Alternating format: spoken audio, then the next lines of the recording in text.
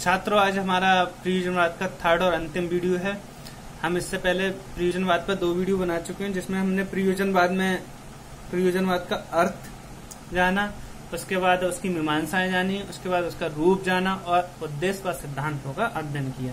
प्रयोजनवाद की शिक्षा व्यवस्था जानने से पहले हम थोड़ा सा प्रयोजनवाद के बारे में जान लेते हैं। प्रयोजनवाद को प्रैग्मेटिज्म नाम से जाना जाता है। इंग्लिश में प्रेग्मा का मतलब क्रिया या कर्ता और इज्म का मतलब बाद, यानी क्रिया पर जो बात क्रिया पर टिका हुआ बात को हम व्यवहारवाद या प्रयोजनवाद कहते हैं। ये बात प्रयोग पर अपनी बातों को सिद्ध करता है कि अगर कोई प्रयोग के द्वारा जो परिणाम सत्य आते हैं वही सत्य है, इसके अलावा कोई चीज सत्य नहीं है। और सबसे प्रमुख बात, ये वाद सत्य को परिवर्तनशील मानता है। वो कहता है कि सत्य हमेशा बदलता रहता है। इसका एक उदाहरण उन्होंने देते हुए कहा है कि जैसे हम सदियों पहले क्या मानते थे कि सूर्य पृथ्वी के चक्कर लगाता है, और बाद में हमने क्या जाना कि पृथ्वी सूर्य के चक्कर लगाती है। तो ये प्रूव करते हैं कि यथार्थ सत्य कुछ नहीं होता है और बदलता रहता है। उन्होंने एक परमात्मा के बारे में भी कहते हैं कि परमात्मा जो है मानव की मन की उपज है। वास्तव में परमात्मा कोई चीज है ही नहीं, क्योंकि हमने आज तक देखा ही नहीं परमात्मा या ईश्वर है। तो उसकी शिक्षा व्यवस्था के बारे में आज हम अध्ययन करते हैं।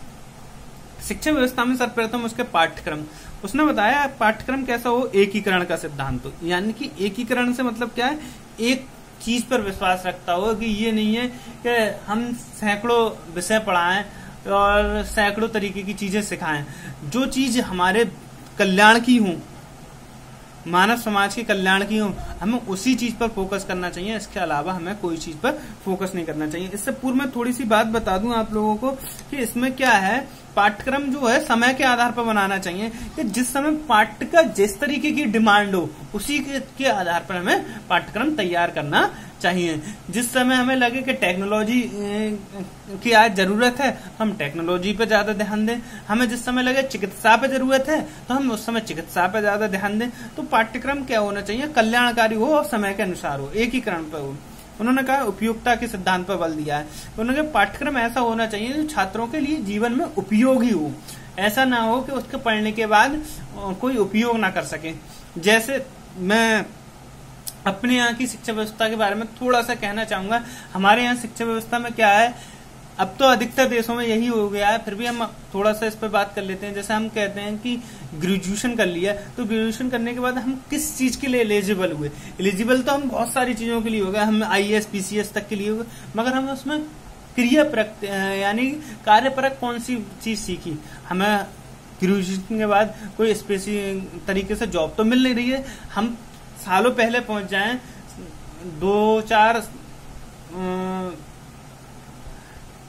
40 या 30 साल पहले पहुंच जाएं, तो हम इंटर हुआ करते थे तो हमें क्लर्क की जॉब आराम से मिल जाती थी। परंतु आज के टाइम में हम ग्रेजुएशन MCOM मतलब PG भी होंगे तो हमें क्लर्क की जॉब नहीं मिलेगी जब तक हम टेस्ट क्वालिफाई नहीं करके आएंगे।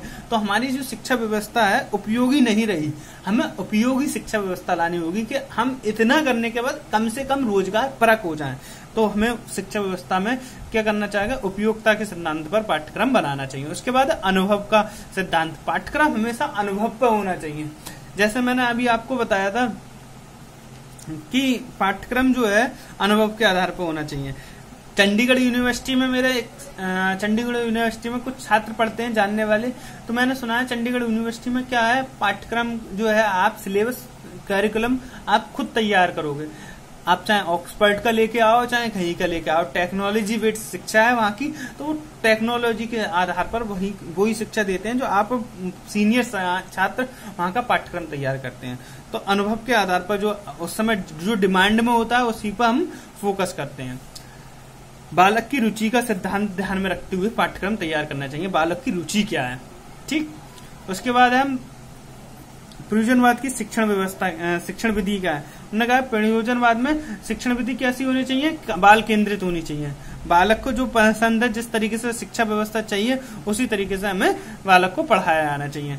करके सीखने पर बल दिया जाना चाहिए। जैसे हम टेक्नोलॉजी करा रहे हैं तो मौखिक रूप से नहीं, उसको करके दिखाना चाहिए। भाई हम टेक्नोलॉजी पढ़ा रहे हैं तो उसका क्रिया बेस्ड होनी चाहिए, प्रयोगात्मक होनी चाहिए। और जो पाठ्यक्रम, जो शिक्षण विधि है, अनुभव विधि होनी चाहिए। अनुभवता के आधार पर शिक्षण विधियां होनी चाहिए। उसके बाद हमारा आ जाता है शिक्षक। शिक्षक मित्र है और पथ प्रदर्शक है, यानी कि जो रास्ता दिखाता है और मित्रता के तरह अपने छात्रों से व्यवहार करे। छात्र उन्हें अपनी मन की बात बता सके, जिससे वो उसके कैरियर बनाने में उसको सपोर्ट कर सके।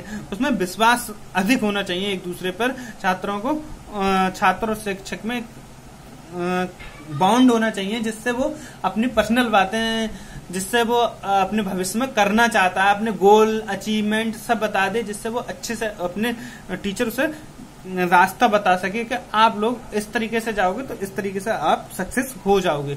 तो इस तरीके से जो संबंध है वो मित्रवत रहना चाहिए और सलाहकार के रूप में काम करना चाहिए। प्रयोजनवाद में बालक क्या है? बालक मुख्य है और रुचि और उपयोगिता के अनुरूप छात्र पर ध्यान देना चाहिए। बालक जैसा भी है, उसकी जो रुचि है और जो उसके लिए उपयोगी है, उसके अनुरूप हमें शिक्षक को उसकी सहायता करनी चाहिए।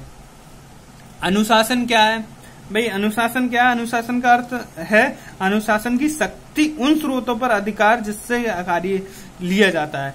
भाई हम अनुशासन उस टाइप ही कर सकते हैं जिस टाइप से उनसे कार्य लिए जा सके। अनुशासन ऐसा नहीं है कड़ा अनुशासन हो, हमें अनुशासन व्यवस्था इस तरीके से बनानी चाहिए कि जिससे वो बच्चा उन हमारी जो शक्ति है, शिक्षक की जो शक्ति है, उस तरीके से यूज हो जिससे वो बालक अपना कार्य कर सके, अपने दायित्वों का निर्वाह कर सके। ठीक, अनुशासन इस तरीके से ना हो जिससे छात्रों का दमन हो। जैसे आज के समय में हमने कह दिया कि बच्चों कल आपको एक पाठ योजना तैयार करनी है, आप बीएड के छात्र हैं, आप पाठ योजना तैयार करनी है, आपने नहीं की तो आपको कल लेक्चर में नहीं बैठने दिया जाएगा, और जो बना के लेके आएगा उसके लिए हम एक प्राइज की व्यवस्था करेंगे। तो जो बच्चा नहीं करके लेके आया उसके लिए क्या हुआ, उसकी जो शक्ति थी हमने क्या कर दिया, अपनी शक्ति से उसे क्लास से बाहर कर दिया, और जो बना के लेके आया अपनी शक्ति से उसे प्राइज दे दिया। तो इस तरीके की अनुशासन व्यवस्था होनी चाहिए। प्रयोजनवाद में विद्यालय किस तरीके से, विद्यालय समाज का सच्चा प्रतिनिधि है, यानी कि विद्यालय और समाज एक ऐसा होना चाहिए। विद्यालय को प्रयोजनवादी ने समाज का लघु रूप कहा है, तो विद्यालय में इस तरीके की व्यवस्था होनी चाहिए तो आपस में छात्र एक दूसरे को बॉन्ड कर सकें।